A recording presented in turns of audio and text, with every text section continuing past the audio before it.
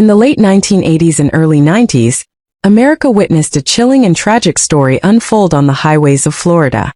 Aileen Wuornos, a name that would go down in history as one of America's most notorious female serial killers. But behind the headlines was a life marked by pain, trauma, and desperation. Aileen Carol Wuornos was born in 1956 in Rochester, Michigan. Her childhood was anything but normal.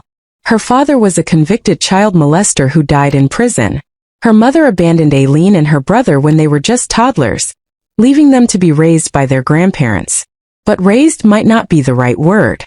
Aileen's grandfather was abusive, and from an early age, she was subjected to physical and sexual violence. By her early teens, she was homeless, surviving by hitchhiking and sex work. Fast forward to Florida in the late 80s. Aileen, now in her 30s, was living on the fringes of society.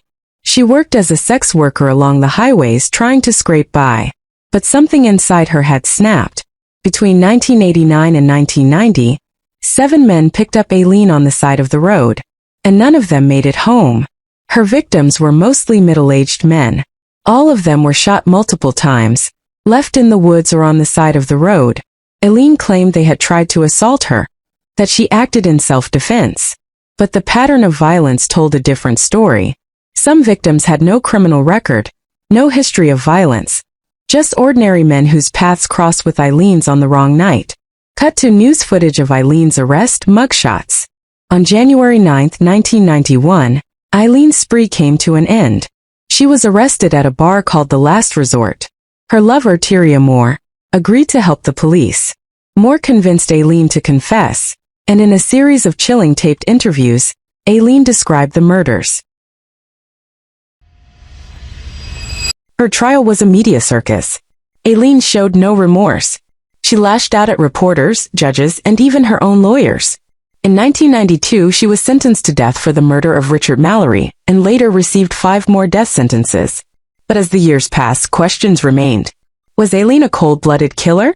Or was she a deeply damaged woman driven to violence by a lifetime of abuse? Psychologists who examined Aileen said she suffered from borderline personality disorder and antisocial personality disorder.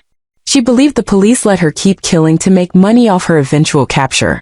In her mind, she was a victim of a system that used and discarded her. On October 9, 2002, after 12 years on death row, Aileen Wuornos was executed by lethal injection. Her final words? "I'd just like to say I'm sailing with the Rock, and I'll be back, like Independence Day with Jesus June 6th, like the movie, big mothership and all. I'll be back." Aileen Wuornos' story is one of violence, yes. But it's also a story about what happens when someone falls through every crack in society. The little girl who never had a chance became the woman the world would fear. And in the end, she became an icon of tragedy, injustice, and rage.